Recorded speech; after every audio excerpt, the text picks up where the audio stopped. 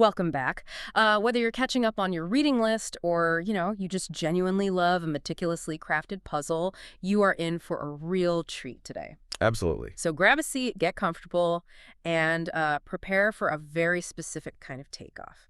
Because today we're embarking on a mission to totally unpack a brilliant locked room mystery. And not just any locked room. Right, a locked room set at exactly 10,000 feet in the air. We are doing a deep dive into the audio overview output. The book name is Death in the Clouds by Agatha Christie. A true classic. It really is. Now, Agatha Christie, who, as you probably know, was made a Dame of the British Empire in 1971 and passed away in 1976, she's universally recognized as the absolute master of misdirection. Unquestionably. But even by her, incredibly lofty standards, this specific source text represents one of her most audacious, logistically staggering setups ever conceived. Just so bold. It is. We aren't just looking at a murder today. We are looking at a full-blown indictment of human observation. That's a great way to put it. It truly is a masterpiece of both spatial and psychological confinement. Yeah. And to really understand the sheer brilliance of this narrative and why it functions so effectively as a critique of how little we actually pay attention to our surroundings, you have to first visualize the environment where the entirety of the inciting action takes place. Which is so crucial here. Exactly. Our setting is the rear passenger car of a commercial airliner, specifically the Prometheus. Right. The time is September, and the flight path is the midday service from Paris, specifically the Le Bourget Aerodrome, which at the time was this bustling hub of European aviation, going all the way to Croydon in England. It's a remarkably intimate, almost claustrophobic space. We have exactly 11 passengers in this rear car, 2 stewards moving back and forth in the aisle. And one dead body. Yes. By the time the plane begins its final descent into London, one meticulously murdered dead body. And what a carefully curated cast of characters we have in this tiny flying tin can. I mean, the way our sources lay out the atmosphere inside the Prometheus is absolutely fascinating. It really paints a picture. It does, especially when you consider the reality of early commercial aviation. The noise of the engines is described as being very skillfully deadened. Right, so it's not deafening.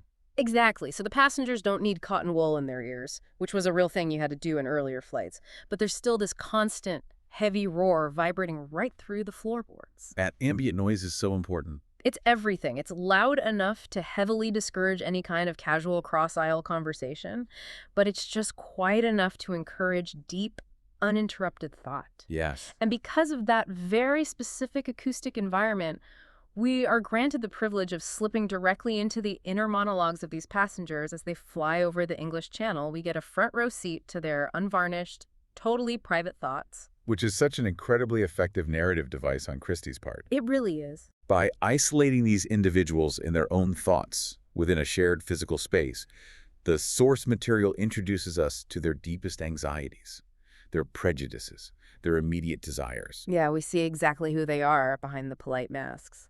Exactly. It effectively lays out this comprehensive buffet of potential motives and character flaws before the crime is even committed, let alone discovered. Right. We aren't just meeting suspects. We are mapping the psychological terrain of an entire cross-section of 1930s society. So true.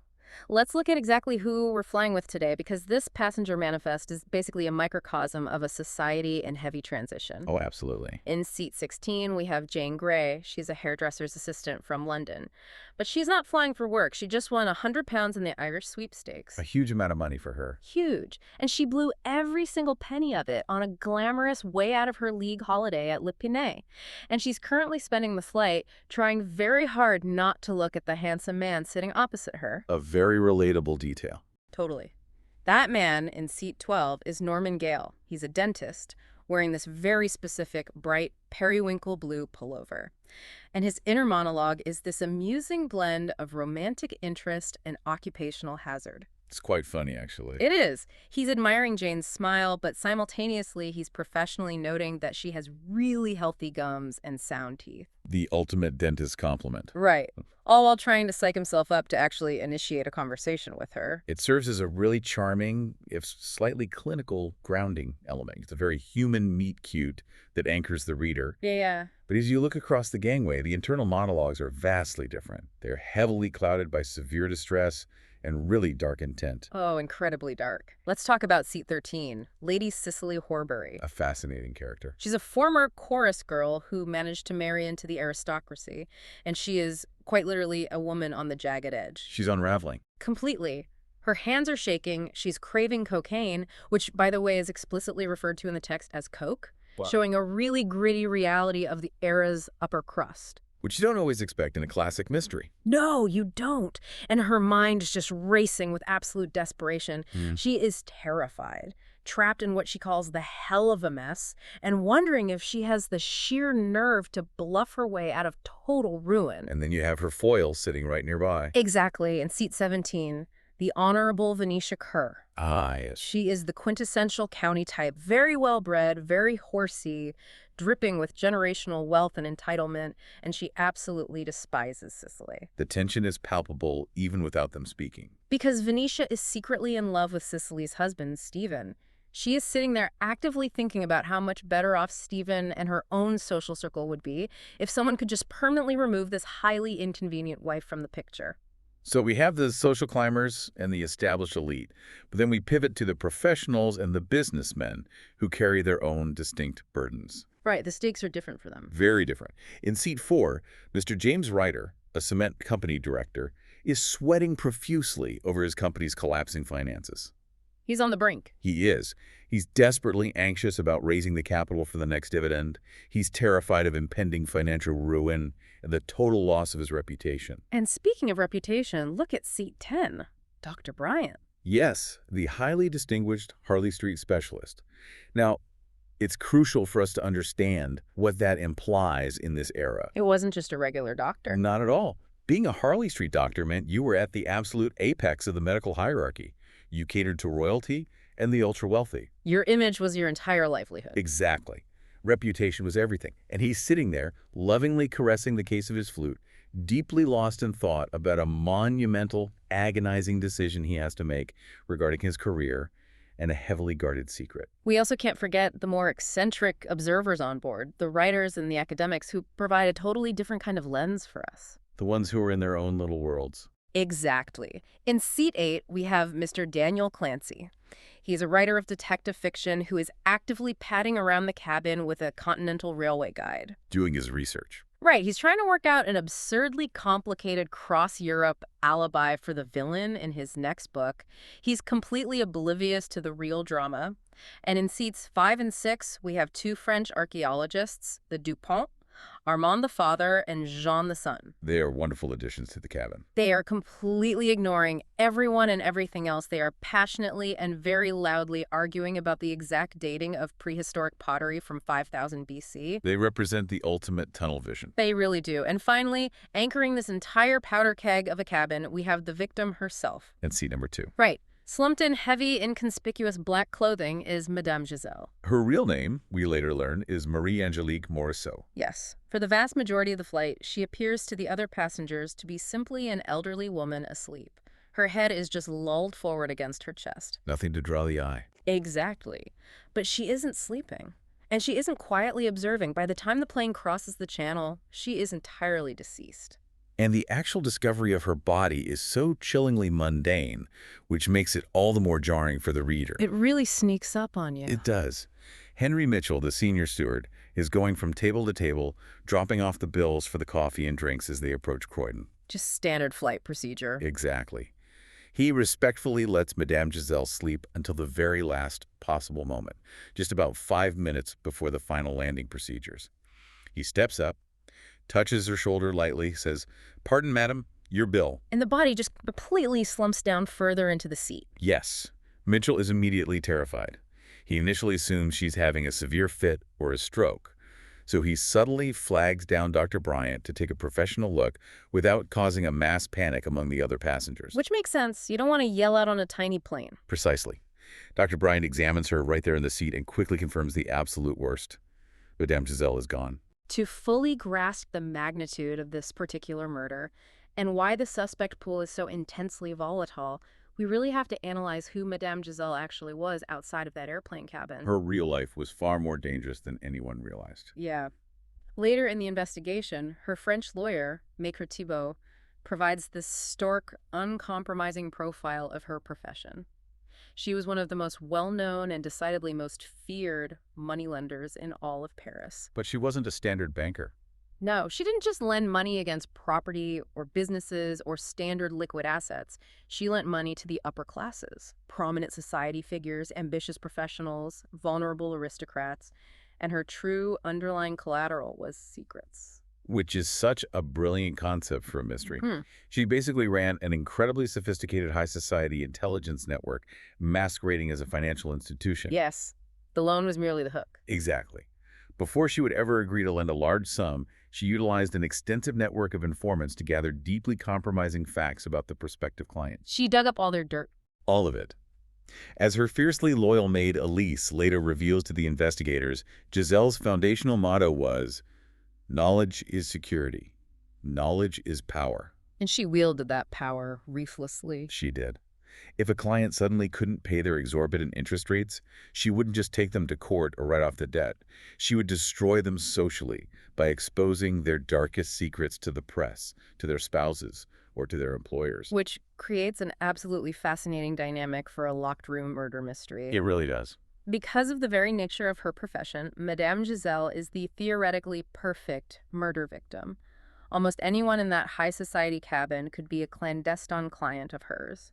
And therefore, almost anyone could have a desperate life-or-death motive to silence her before they reached London. It's a cabin full of potential motives. Okay, let's unpack this. Because the immediate aftermath of the discovery inside the cabin is pure, suppressed chaos.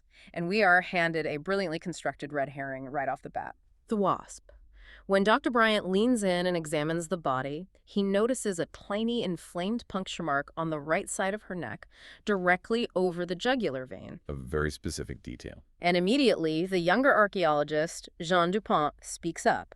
He points out that there was a very aggressive wasp flying around the cabin earlier in the flight. Which is true. There was. He actually swatted and killed it. And he has the dead wasp right there in his coffee saucer to prove his story.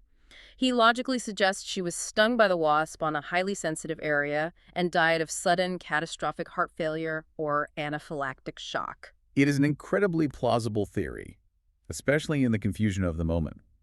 Even Dr. Bryant, a seasoned medical professional, agrees that such fatal reactions to insect stings are medically documented, albeit rare. It wraps everything up nicely. It does. The stewards are visibly relieved, the airline staff are relieved, because a freak natural accident clears them of any liability or negligence. Nobody wants murder on their flight. Exactly. Everyone is essentially ready to pack up, offer their condolences, and disembark to go home. The narrative offers us a perfectly neat, tidy, and blameless resolution. Right.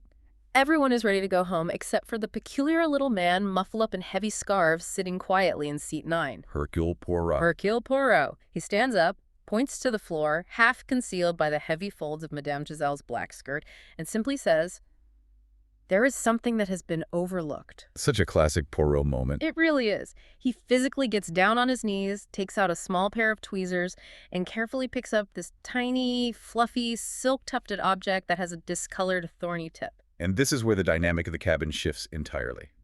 Mr. Clancy, the hyper-enthusiastic detective novelist, practically loses his mind with excitement. He's thrilled. He is. He doesn't just see a thorn, he immediately recognizes it as a native dart, specifically the kind shot from a blowpipe. Because of course he does. Naturally. Poirot examines it and grimly confirms Clancy's assessment. The discolored tip is heavily coated with a lethal substance. This wasn't a freak accident of nature. It wasn't a heart attack. It was a calculated, cold-blooded, meticulously executed assassination. Which brings us to the absolute glaring absurdity of the weapon itself. We transition from the claustrophobic plane into the very formal, rigid setting of the coroner's inquest at Croydon, and the subsequent medical evidence completely and utterly blows the wasp theory out of the water. It's a fascinating shift in the investigation. We hear from Dr. Whistler, the police surgeon who conducted the autopsy, and Mr. Winterspoon, the chief government analyst. They analyze the residue on that tiny dart. And what do they find? Well, they expected to find standard curare, the typical poison associated with South American blowpipes, and indeed there were older traces of it. Right. But it had been recently and deliberately dipped in something much rarer, much harder to obtain, and vastly more lethal. The venom of the Dyspholetus typus, better known to herpetologists as the boomslang or the African tree snake. An incredibly obscure choice of poison for an English murder. Extremely. The medical testimony confirms that introducing a coagulant venom like that directly into the jugular vein meant death would have been practically instantaneous. The poison alone indicates an incredible level of premeditation. But then there is the physical reality of the weapon itself. During the inquest, a police sergeant testifies that during a thorough search of the aircraft, they found the actual blowpipe. Just sitting there on the plane. Yes, a long, hollowed-out piece of native wood, stuffed aggressively behind the cushion of one of the passenger seats. No fingerprints were found on it whatsoever. Of course not. But its very discovery highlights the staggering, almost theatrical audacity of the crime. The coroner himself points this inherent contradiction out to the jury, trying to make sense of the geometry of the situation. It really doesn't make sense physically. It doesn't. Imagine the scene clearly for a moment. A small, enclosed passenger cabin. 10 other passengers are awake, reading, looking out windows, or moving around. 2 stewards are actively serving coffee and collecting bills, walking up and down the single central aisle. Right. And in the middle of all this overlapping activity, someone supposedly stands up, produces a long, conspicuous blowpipe, places it to their lips, takes a deep breath, and accurately shoots a dart through the air across the cabin to hit a woman squarely in a tiny target area on her neck. And absolutely no one saw it happen. It sounds completely impossible. Logistically, how do you stand up and shoot a blowpipe in a crowded commercial plane and not get immediately spotted by at least 3 different people? You're asking us to believe in invisibility. And this is exactly where we must delve deeply into the psychology of observation and human attention.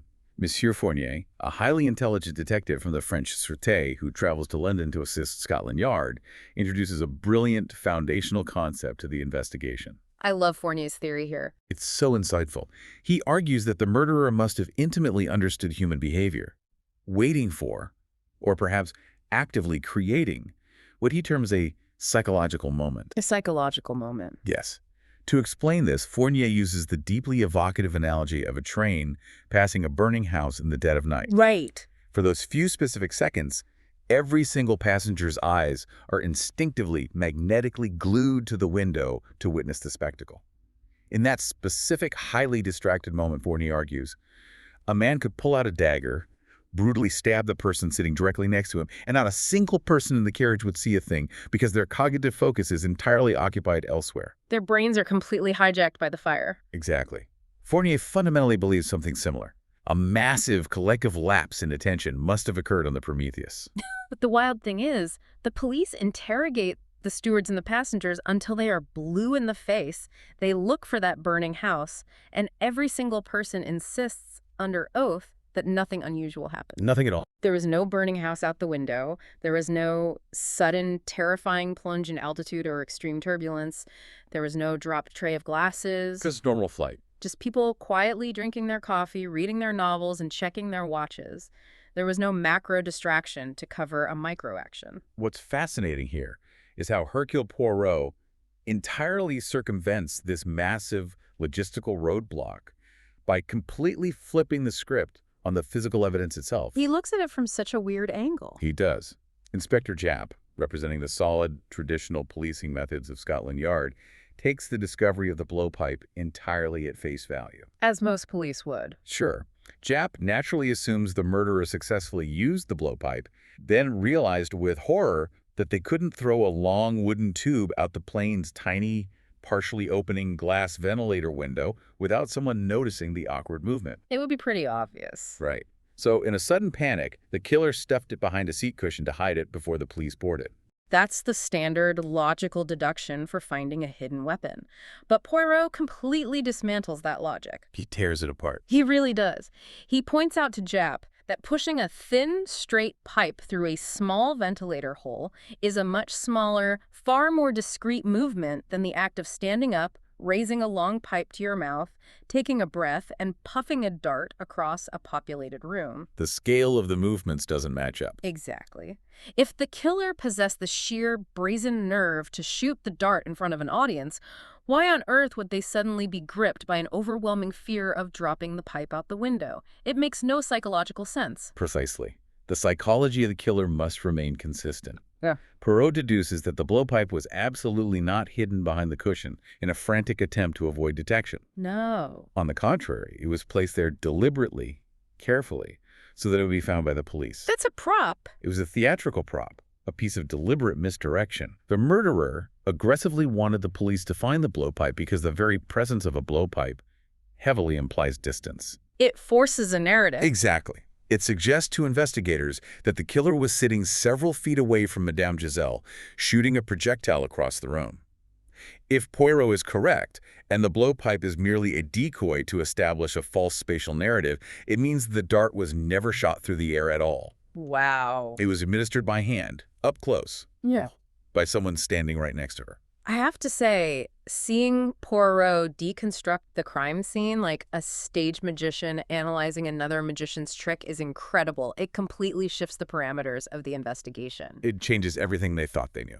But before we get to the actual solution of who is standing next to her, we really have to spend a moment on the inquest and the absolute tragedy of Mr. Daniel Clancy. Oh, Mr. Clancy. Poor, overly enthusiastic Mr. Clancy. The man literally writes mystery novels for a living, so he is geeking out over the poison dart, the blowpipe, the locked room. He thinks he's in one of his own books. He does. But under standard questioning by Inspector Japp and the coroner, his desire to be helpful backfires spectacularly. He reveals to the stunned courtroom that he actually owns a native blowpipe. A terrible thing to admit. He bought it in a curio shop on the Charing Cross Road a couple of years ago to research the mechanics of fingerprints on bamboo for his recent book, The Clue of the Scarlet Petal. It is a catastrophic, almost unbelievable admission for a prime suspect to make in open court. It immediately paints a massive target on his back. Oh, it's a masterclass in how not to behave during a murder investigation. By bringing up his own weapon, Clancy crosses the line from an eccentric, observant bystander to an active, highly viable suspect. And he just keeps digging the hole deeper. He does.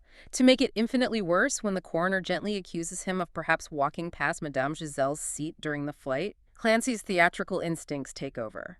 He actually brings his own personal blowpipe into the courtroom the next day. Why would he do that? To wave it around the witness box. To visually prove to the jury that it's a completely different length and color than the murder weapon. Which is just a terrible idea. The press reporters in the gallery go absolutely wild.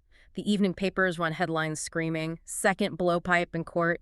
He makes himself look so profoundly guilty, so incredibly suspicious, entirely by accident, just by being a dedicated, eccentric author trying to be helpful. While Clancy is inadvertently turning the London courtroom into a chaotic media circus, the real, substantive, investigative work quietly shifts across the channel to Paris. Right, back to where it started. Focusing intensely on the victim's deeply guarded secrets. Poirot and Detective Fournier visit Madame Giselle's private residence. And what do they find? Well, they discover her heavy iron safe has been completely emptied. They deduce that the blackmail documents were likely burned by a Confederate to protect the identities of her powerful clients now that she's dead. They covered their tracks. Almost. However, her fiercely loyal maid, Elise Grandier, who views Giselle not as a monster but as a benefactor, hands over a single item that escaped the flames. A small, secret black notebook. The quintessential little black book. Exactly. But it's not a diary. It's a heavily encrypted ledger full of cryptic codes and shorthand that Giselle meticulously used to keep track of her leverage over people. Her insurance policy. Fournier and Poirot sit down, apply their combined intellect, and manage to crack a few of the more prominent entries. And the resulting information is explosive.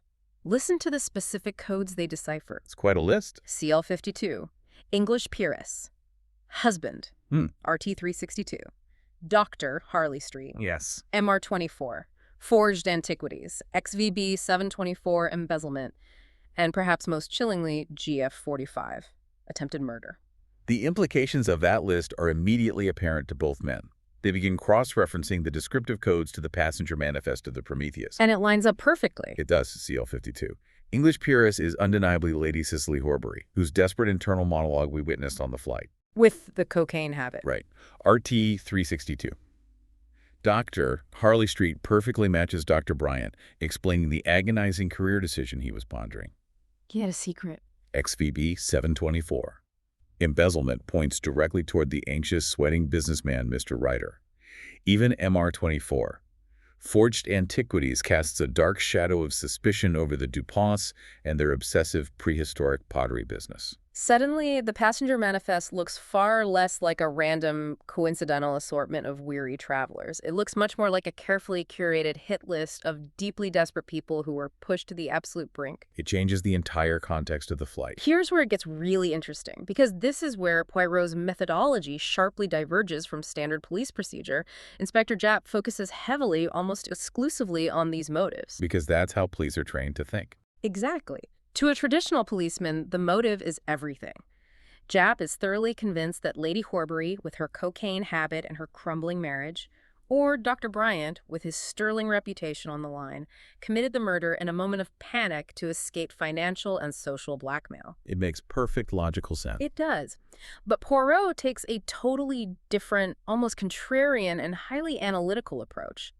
Instead of looking at the motive for the crime, because, as he notes, desperate people often lack the cold-blooded nerve to actually kill, he decides to look purely and objectively at the results of the crime. Which is a brilliant distinction. He literally sits down and draws up a ledger, a chart evaluating exactly who actually benefited in the real-world aftermath of Madame Giselle's violent death. It is a brilliantly pragmatic exercise in logic.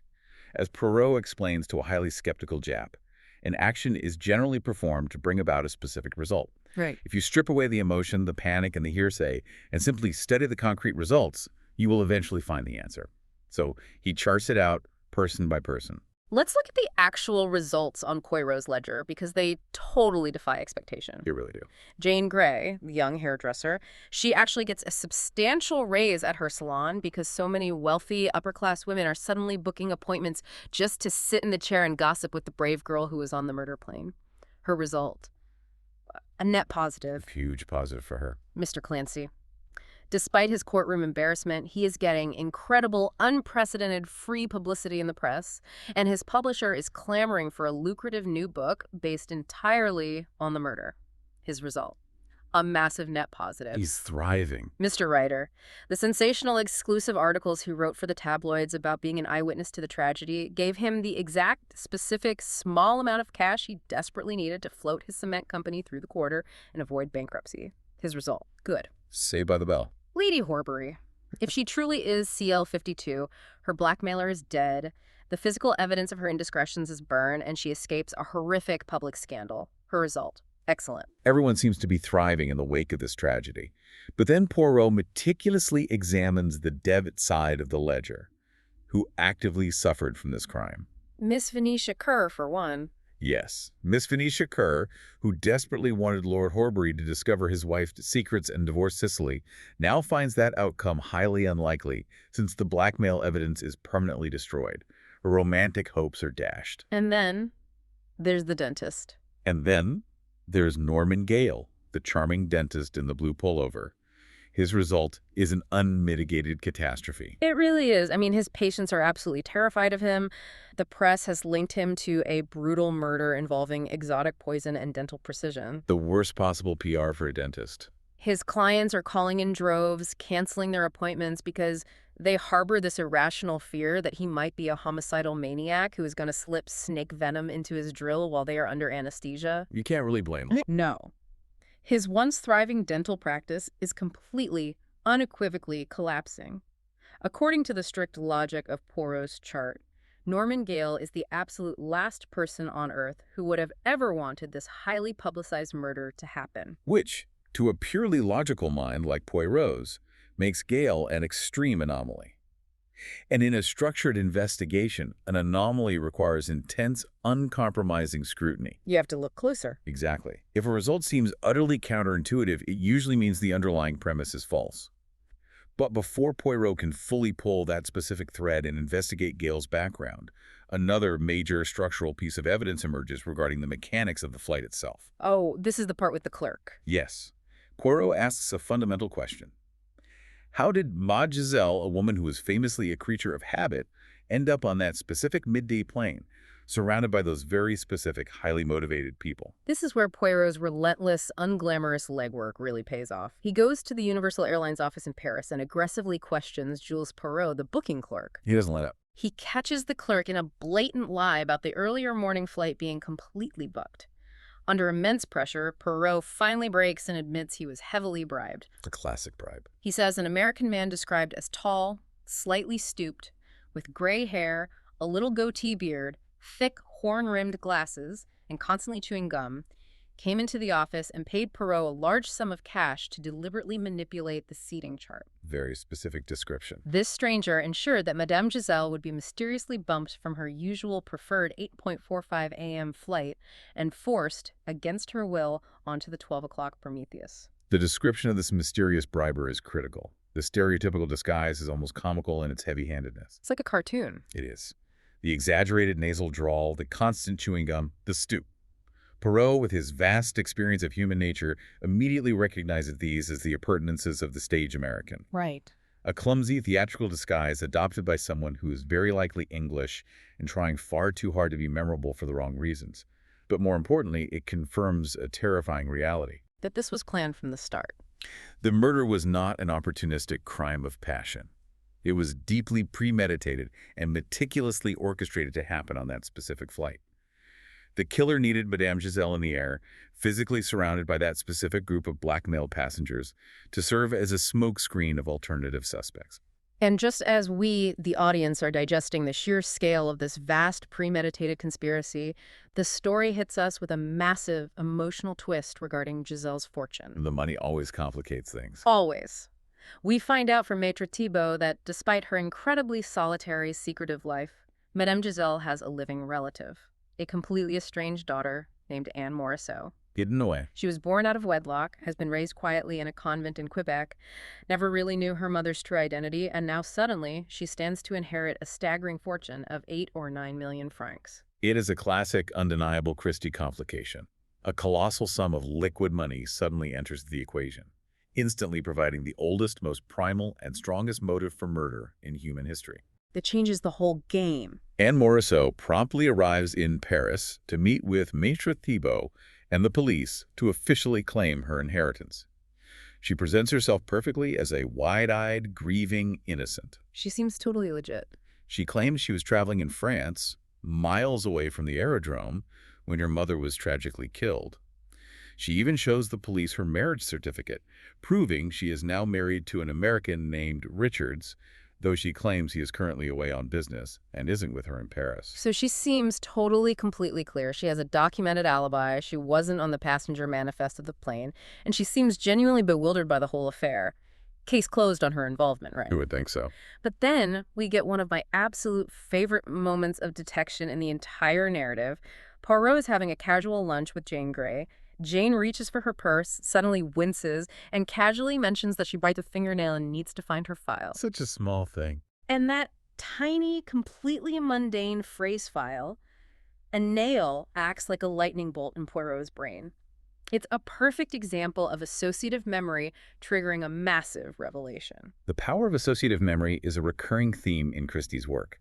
It demonstrates that the subconscious mind often records crucial details that the conscious mind initially discards as irrelevant. Exactly. He suddenly, vividly remembers a tiny incident from the flight. During the journey, Lady Horbury had broken a fingernail. She was annoyed, she rang the bell, and she told the steward to go back to the servants' section and send her personal maid to her. The maid.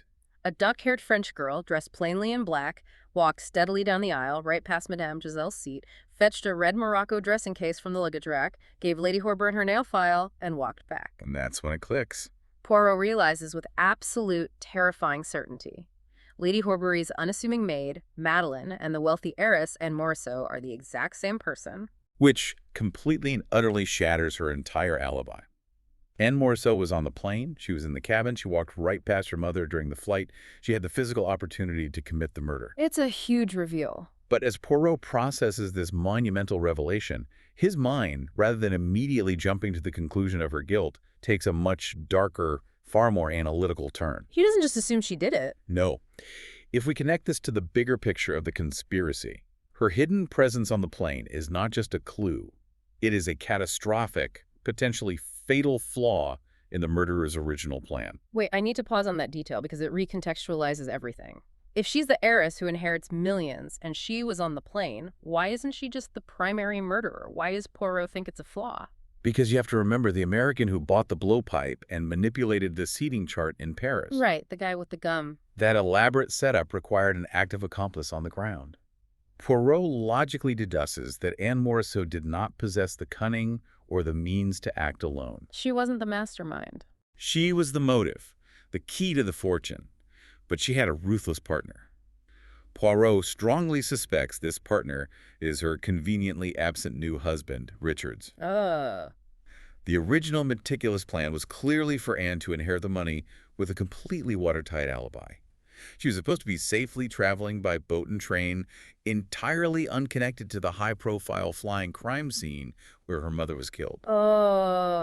But Lady Horbury, her employer, changed her mind at the last minute and petulantly forced her maid to fly with her instead of taking the train. Exactly. The unpredictable, arrogant whim of an aristocrat utterly ruined a meticulously crafted, mathematically precise murder plot. That is wild. Anne Morisseau being physically present on the plane meant she was incredibly vulnerable. She was in grave danger of being recognized by the police or the other passengers and suspected of the crime. Which puts her in danger. And for her ruthless, calculating accomplice, she suddenly transformed from a wealthy, useful bride into a massive, deadly liability. If she breaks under police questioning, he goes to the guillotine. Poirot realizes this dynamic in real time. The urgency is incredible. He actually screams at Fournier right there in the restaurant. Quick, we must go to her hotel. If my little idea is correct, Anne Morisseau is in imminent danger. The pacing really ramps up here. They drop everything, jump into a taxi, and go tearing through the busy streets of Paris to her hotel, desperate to intercept her. But they are too late. The front desk clerk calmly tells them she checked out half an hour ago and took a cab to the Gare du Nord to catch the boat train to England. The tension in this sequence is palpable. They mobilize the French police. They race the train, trying to intercept it at the coastal port of Boulogne before she can cross the channel. It's a race against time. But when they finally arrive and storm the carriages, the worst possible outcome has already occurred. They find Anne Morisseau locked in a first-class carriage, dead. Clutched tightly in her stiff hand is a small blue glass bottle that contained hydrocyanic acid, commonly known as prussic acid. The local police take one look at the scene and immediately assume it's a tragic, guilt-ridden suicide. In their minds, the overwhelming guilt of murdering her own mother finally drove her to take her own life rather than face justice. It looks like a clean end to the case. But Poirot knows better. He doesn't just look at the bottle, he looks at the body. He sees a faint, distinct bruise on her neck, right where someone would have violently pinned her down. A physical sign of struggle. He knows, unequivocally, that this was murder. The accomplice is ruthlessly silencing the one fragile person who could permanently tie him to the conspiracy. It is a very grim, sobering pivot in the narrative. The story fundamentally moves from a clean, intellectual puzzle box mystery in the sky to a dirty, ruthless elimination of witnesses on the ground. It gets very real very fast. But crucially, this brutal second murder also gives Poirot the final, tangible piece of evidence he needs to complete the puzzle. The killer, whose first murder was planned over months, was suddenly forced to improvise in a panic, and in doing so, he made a mistake. He left physical traces. Which brings us, finally, to the grand finale, the classic Christie after-dinner speech. The gathering of the suspects. Poirot gathers Inspector Japp, Mr. Clancy, Norman Gale, and Jane Grey together in a private room. He decides to lay out his entire agonizing thought process from the very beginning. He tells them that despite all the red herrings, there were really only 3 true, vital clues in this entire convoluted case. The wasp, the passenger's baggage, and the extra coffee spoon. Yes. It is a masterful, sweeping synthesis of all the seemingly bizarre, disconnected elements we've discussed over the last hour. Let's start with the wasp and the coffee spoon, because they are deeply intertwined. Okay, let's hear it. Poirot reminds the room that when Madame Giselle's body was discovered, her saucer had 2 coffee spoons resting on it. 2 spoons? Why? It wasn't a mistake by the staff. It was because the murderer deliberately walked up to her table, holding a coffee stone to blend into the environment. Who walks down the narrow aisle of a commercial airplane holding a coffee spoon? Only a steward. Only a steward. But the 2 actual stewards were thoroughly cleared by multiple witnesses. Therefore, logical deduction dictates that someone impersonated a steward. So what does this all mean for our perception of reality? It means the murderer relied entirely on the psychological fact that we only see what we fundamentally expect to see. It's a blind spot. Poirot eloquently explains that when a passenger is engrossed in a book or staring blankly out a window at the clouds, they don't look closely at the facial features of the person reaching down to clear their empty coffee cup. They don't process the face at all. They just register the blur of a white linen jacket. They register a uniform. They register a function, not a human being. Which brings us perfectly to the clue of the passenger's baggage. Early in the investigation, Poirot had aggressively insisted on a meticulous, itemized inventory of every single thing the passengers brought on board in their hand luggage. He was very thorough. And what exactly was packed inside the charming dentist Norman Gale's attaché case? A freshly laundered white linen dentist's coat. A coat that, to a distracted eye in peripheral vision, is virtually indistinguishable from a flight steward's crisp white serving jacket. But here's the logistical hurdle, and this is where I really have to push back on the mechanics of it. A commercial airline bathroom in the 1930s is basically the size of a broom closet. It's tiny. How does a grown man wearing a bright blue sweater go into that tiny space, change clothes, alter his facial structure, and walk out looking completely different, without rustling, without banging his elbows, and without drawing the immediate attention of the actual steward who is literally working in the adjacent tiny pantry? It seems like an incredible physical risk. It is an incredible risk, but it's a risk mitigated by immense preparation and sheer brazen confidence. Gale didn't need a full theatrical disguise. He only needed to change his silhouette and his immediate context. Just enough to fool a quick glance. Exactly. As Poirot explains, Gale went to the airplane bathroom. He took off his conspicuous blue pullover. He put on his white linen dentist's coat.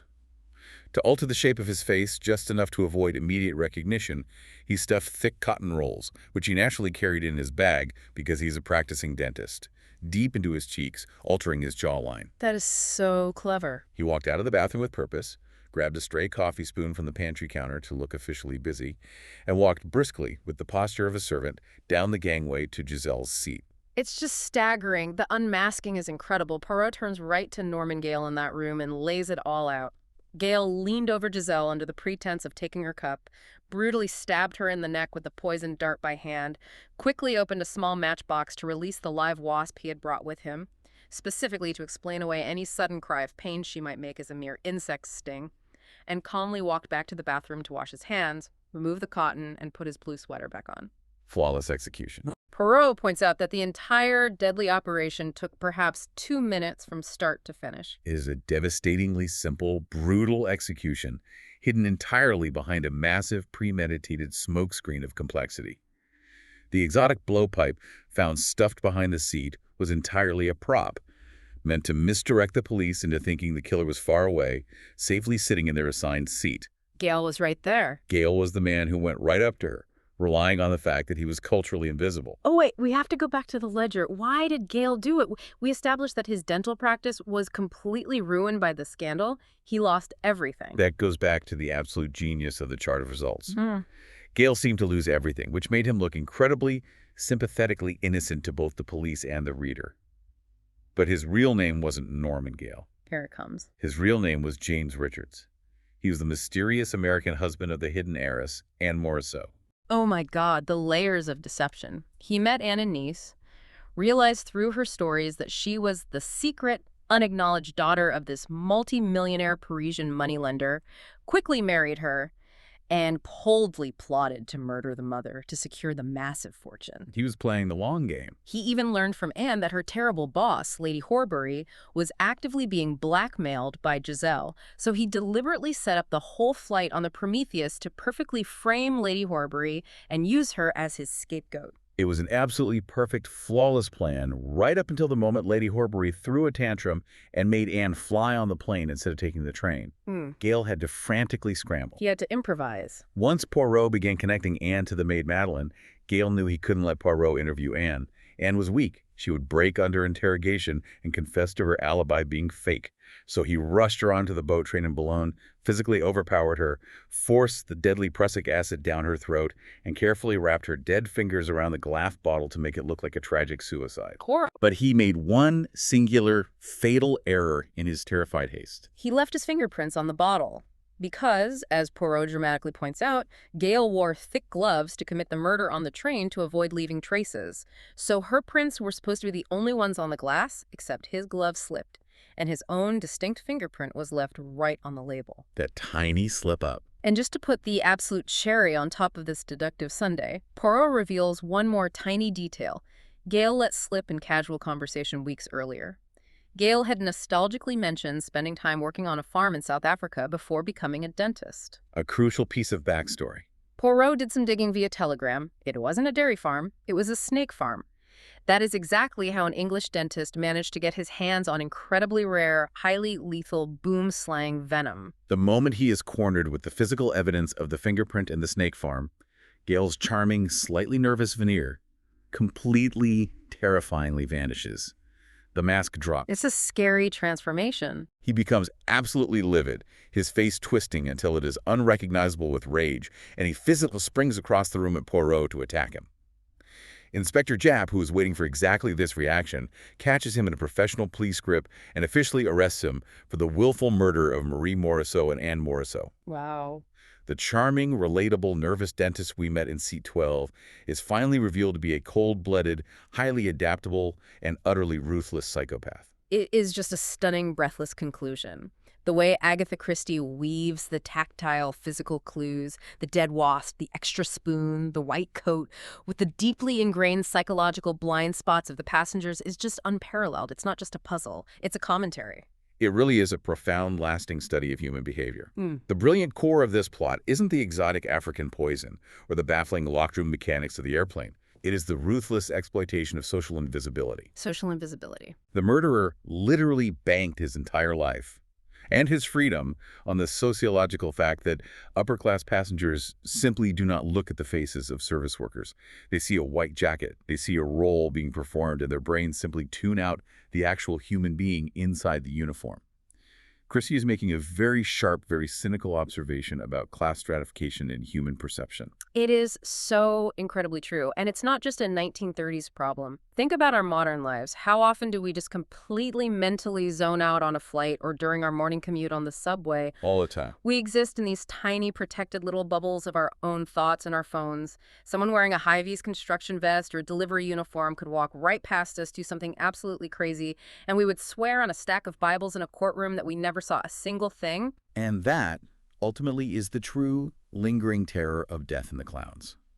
It's not the fear of a boom-slang venom dart flying through the air. It's the deeply uncomfortable realization of how profoundly unobservant we are in our daily lives, and how easily a predator can hide in plain sight by simply putting on the costume of the mundane and performing a routine task. I love that. I really do. So here is a final, slightly provocative thought to leave you with, something to seriously mull over today as you go about your routine. I'm ready.